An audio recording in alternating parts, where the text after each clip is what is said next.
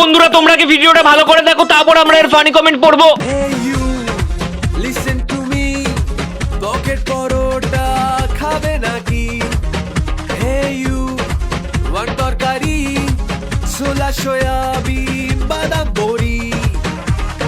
জেগে জেগে রাত ভোরে শিয়াল লালো গালে ধরে আনি আমি সেদ্ধ সেদ্ধ ডিম। কেচকি গুলোর ওজন ভারী, আনলিমিটেড তরকারি, ডিম আর দেখে খাবে হিমশি।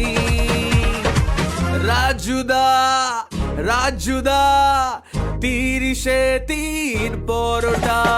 तो चलिए शुरू करते हैं। এবার রাজু কাকু হাঁকবে, তোরা গিয়ে ভিডিও করবি, সেটাও ভাইরাল হয়ে যাবে। এর অবস্থা বাদাম কাকুর থেকেও খারাপ হবে।